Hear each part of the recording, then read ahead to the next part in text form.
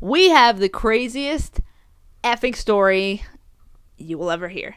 No. It's a little overstated. A little over the top, but something wild happened. How's it going, everyone? This video is not, I don't think it's gonna be at all about soccer or anything like that. No, this is a little bit different. Near death experience. No. This is not soccer, so go ahead and, if you're not into this, it's just our personal story. So you should be into it because if you have a car, it could blow up. Well, no, I'm just kidding. But next, but check out another video. But for anyone who's interested with our, well, Sarah, take a wild ride. We're gonna tell you a story. Okay, so we're just driving down the street. Right, just driving, and we're at a stoplight, and then we're like looking over at this lady. She's like putting makeup on in her car or something, like at the stoplight, and we're just like, oh, okay, like just looking at her, whatever. Then I first start smelling like that campfire. Like I go, it was so dumb. The first thing I said was, oh, a campfire smell. That's nice. You know, it brings you back to, even though I hate camping, brings you back to childhood, you know, s'mores, whatever. Yeah. And so I'm like, oh, that's kind of a nice smell. And then I go, well, that smells a little too much like a fire. And so then we start seeing smoke. You start seeing it. Wait, oh, Sarah, I saw it first. The car is smoking. I go, what? And I look up. I'm like, oh my god, it's coming out the side of the hood, like where there's vent, you know, where there's the little bit of opening. It's just coming out, and it's pretty significant. Yeah, so the front starts smoking under the hood. So we were in the left lane, and there's a lot of cars, you know, so we had to get over to pull over. So luckily, as soon as, God, this couldn't have worked out more perfect, because as soon as the light turned green, because we started going when it started smoking, so as soon as it turned green, then we just immediately got in the right lane, and then we found a little side street and just pulled off there. So yeah, Sarah's A+ driving because she got right over. I think people saw what was happening, so they kind of were back a little bit too. I'm always envisioning that I'm in like Grand Theft Auto or Fast and Furious, so yeah. I was prepared. So we pulled to the side street, and it's actually the perfect location if we were to be able to have space, because there's a lot of space. Yeah. But the car is smoking, and the smoke is like building just every second that goes by. There's more smoke and more smoke. It's like a fire. I mean, you know how freaking fast fires spread. Right. It started smoking. The very first thing I thought was like, okay, we got to get out of here. I don't think the car is going to blow up, but I've always heard stories. So I'm like, we have to get out of the car. We have to get out of the car. Of course, I go for the most important things. I go, grab your masks. Yeah. I go, grab your mask. Grab, you know, our bags, whatever, you know, whatever you could, like my purse and stuff. So we immediately just open the door and jump out of the car, grab our things, and just jump out. And I mean, we're in shock. We're in disbelief. I know. Like, so we're standing back and we're just watching. So I was like, what the F? The car is on fire. And so we're right by a drive-thru. Yeah. So there's a bunch of people watching as this happens. And I mean, I immediately get on my phone and I'm like, I gotta call 911, obviously. I'm on the phone with 911, and everyone, there's like a person across the street who's saying, did you call 911? I gotta call 911. And then I'm like, I'm on the phone with them. Yeah. And then people in the drive-thru, everybody has their phones out. Yeah. God, it's like, we were the movie. Right, we were. Where's the camera? Everybody's pulling out their phones, and they're like, I'm on the phone with 911. And I'm like, I am too. Okay, so everybody's calling. This is crazy. I mean, it's crazy. So I'm on the phone with dispatch, right? And I'm like, I go, my car is on effing fire, and I don't even know what I'm saying. I like poor lady that was listening to me. The car like was just going up in flames, like the whole front of it. So I was just like swearing. I was like, oh my god, what the F? The car is on. It was crazy, and the smoke is just crazy. The amount of smoke. It looks like a house is on. You know, something's on fire. You can see it up in the air. It's like one of those things where you can tell from a long distance away, oh, there's a fire of some sort. Yeah, and under the hood, I mean, there's a lot of things that are flammable under there, I'm guessing, because it was not holding back. Then, about 20-30 seconds after everything had kind of happened, these two people in these work trucks, they were AT&T work trucks, they saw us, and they both pulled over. They were immediate pulled over. One pulled behind the car, and one pulled in front of the car, obviously with enough space. One of them got out like their fire extinguisher, their fire sprayer. I don't know if it was a full-on extinguisher, but it was for taking out fires. And so he put out as much as he could. He was spraying, man. And it didn't do much, but it definitely helped to make it not go quicker, faster. You know what I mean? Then the other guy was supposed to have one of those fire extinguishers in his car, and he did not have one. The other guy was going, well, do you have yours? Do you have yours? He's like, I can't find it. Oh, dear. And so they were trying to put it out, and it actually really did help. It really did help. They put cones out with their trucks and stuff. Yeah. Then, so Sarah says we were by the drive-thru. We were in the drive-thru. So it was a Starbucks that the drive-thru was right where we had parked. This worker saw what was going on. Then a worker came out, and I think she said three of them came out. Yeah, 3 of them. And one goes, should I get our fire extinguisher? And we're like, yes, get it.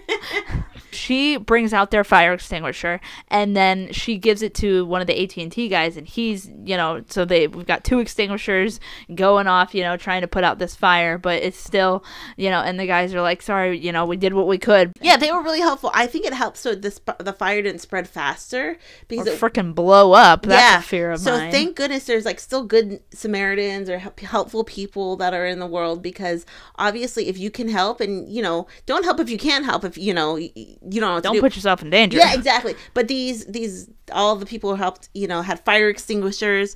So but all this time I was thinking the fire department did come fast, but I thought we were pretty close to a fire department, and I was surprised it didn't come a little bit faster. They were taking their sweet time. Yeah, I was DMing a couple of people. They came fast, and I mean they did come fast, but thinking about it now that we're telling the story, we were pretty close to that fire station. And but I think also if there isn't people in immediate danger, been at a different. Yeah, there's a lot of things. So, but they come. We hear the sirens from down the road. They come. The fire department comes. They see what's going on, and all during this time, as soon as the car went up in flames, the alarm was going off. So the people in the drive-thru couldn't even go through the drive-thru anymore. I think they shut the drive-thru down for a bit because nobody could hear anything. So, and we didn't see anyone for a while. So as it's going up in flames, of course, it triggered the horn, when you honk your horn in a car. And so that was blaring. It was going off. It was so loud and annoying. And it was embarrassing. Yeah. So I called my dad first because I knew I could get a hold of him. I go, Dad, the effing car's on fire. He's like, what? And so, so then I'm FaceTiming my dad, and he's seeing the whole situation, and he thinks this is wild. So then the firefighters get there. They're putting out the fire. They get the big hoses. It takes them a while. Like, they went through a lot of water, to get that fire out. They did. I don't know how many gallons. Right. Let's look in the report. No, you would think, after this happened, I was kind of searching car fires, and I'm thinking, it just takes a lot of water, to get everything out and actually take out the flame. And they didn't use any, I don't think they used, the repellent. I think they used just water. Yeah, so the other fire extinguishers, they were, the foamy kind. Yeah. But they didn't do much in there. Yeah. So we were standing there. I mean, we were all about 100 yards. We kind of backed up because even before then I thought, okay, is it going to blow up? I don't think it's going to, but I forgot to share this little bit so as I see the car going, it's smoking, I see embers falling underneath the car, and I was thinking this bitch is gonna blow. Oh, were you? I was thinking, oh God, what if she did? I mean, I didn't see any gasoline leaking, which was good, but I saw embers, and I'm like, what the hell? Where is this fire coming from? What is happening? This is 2023, y'all. Right. What the fuck? But they put it out. I mean, the whole thing from start to finish, from when it caught on fire, I don't know, a half hour by the time they 15 minutes. I don't even know my sense of time, actually. I don't even. I was in a daze. They were spraying it for a good amount of time, because while they were spraying it, Sarah They had to get it to spray it from inside and outside. Yeah. It was a whole thing. And so by the time they started spraying it, Sarah started calling the insurance company, because what we had done is we had a bunch of stuff in there. Not a bunch, but some. Other than the stuff we initially grabbed, there was some bags we had in there, some documents, in your glove compartment, car stuff. So we asked him. I said, "Hey, can we go in the car to get it? Because we don't know if a tow truck's going to take it away. We're never going to see the car again. We don't know exactly how that works. So we want to get everything we can." He's like, "Yeah, go in there, get what you want. Everything's, we're going to spray it off. Everything's good." So we got everything out that we would want to keep. The saddest thing that was left in the car that I could not get back is my Janelle Monáe Dirty Computer CD. Yeah. So if anyone wants to send me one, no, I'm just kidding. Well, and it's tweet Janelle Monáe so she can send me one. Thank you. Because it was the one in the CD player, and we sound like such like boomers. Our CD. Hey, CD players are cool. Yeah, a lot of cars don't have them actually these days. What? I can't. And then this isn't for this story, but our insurance dude was like, he's like, this has never happened to me, which is, I understand, like, it's never happened. He pretty much told us like the wrong thing to do, and we were just going from him to what to do, because well, it's not like we've ever like this ever happened to us before, so it's like we don't know what to do. You would think that insurance people more so know what to do in every situation. So we called the tow truck, and then then they took it to a place that wouldn't accept it after they said they were going to, because the insurance guy told us to take it there. So it was just wild. It was a nightmare. Yeah, and then they kept saying, the insurance guy, he goes, well, if they can repair it. And I'm thinking, there's no repairing. Yeah, they can. I mean, these people didn't see the car, but it's R.I.P. So the other kind of funny thing was, so we had some stuff with us, and we at that point we were together. So the options were we didn't have anyone we could call to pick us up. So we were like, okay, should we take an Uber home? The tow truck, we didn't really necessarily want to go to the tow truck. He only had one seat anyway. So and we had a bunch of stuff with us, but I was just like, no, we can walk. We weren't even really that close to our where we live, but I was like, we weren't close really at all. But I was like, it'll be a nice walk to decompress. But then as we started walking, we got calls from people saying no, but the insurance people told us was wrong, so we had to do a bunch of other phone calls, and my phone was like dying, and I'm like, if I just get disconnected, help me. No. So it was kind of disaster. It wasn't a bad walk, but if it was, I'm freaking sore. All those kind of heavy bags. Yeah, it was a stress-free walk. No, it was a stressful walk. So yeah, the most stressful walk I've ever taken. But then we got home, and we kind of figured out everything. Once we got home, we made some phone calls. That was the craziest thing that has ever happened to us. Yeah, this was crazier than my other NDE, near-death experience. Yeah, some car was rammed. A freaking truck almost rammed into me. Yeah, head on. But also, we were kind of surprised they didn't send any police officers to kind of check it out. Yeah, or anything. I'm not sure what's going on with the people around here, but some wild things. Yeah, like I would think that you would send police officer. It was a pretty significant fire because arson. Okay, somebody did it. I'm joking. Okay, so then my dad was Googling things about my car or whatever.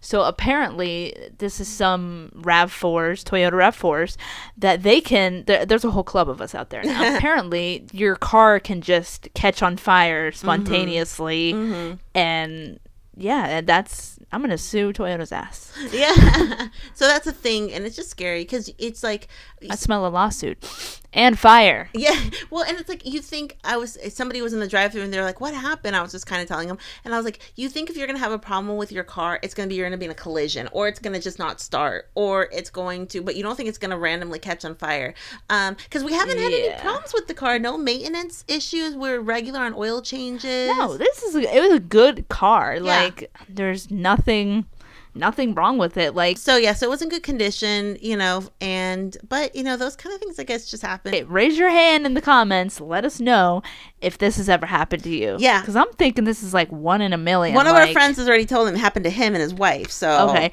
2 people. Is there a club of us? Yeah, it's scary. What? Scary because he had said that his wife barely got out of the car, and luckily that's so scary. That's so scary. But but we're okay, and I was telling Sarah, I go, I've known a lot of people in my life. I've never known anyone that this has happened to, and there are people out there, but it's not like getting in a car accident, or it's not getting hit by somebody. So does anyone have anything also to share? We share your NDEs, share any car near-death experiences. Love to hear about it. It's kind of scary, but we're Life okay. is wild. And also, it made me think that if we need a fire extinguisher in the car, not just for us, but for other people. Hell yeah, I'm willing to pass it on. And next time I see someone else on fire, or someone, if their car goes up, I'm gonna help them put it out. Yeah, we have fire extinguisher in our kitchen, which we never had until this year, until we moved to where we live now. But it's good to have. God, I want to be an end of the world preparer person. What are they called? End of the worlder? What are they called? Doomsday preparers. Yeah. It's like I want to be prepared like that. I want to have everything. Yeah. Also, the zombie apocalypse is happening. So, what's up, The Last of Us? Let us know your stories if you have any. What? Yeah. We're my Toyota RAV4 people. We're so extra. We're starting a club. We're so extra. We'll talk to everyone later. Have a great night. Bye. I swear, if there's a bee in here, you better leave.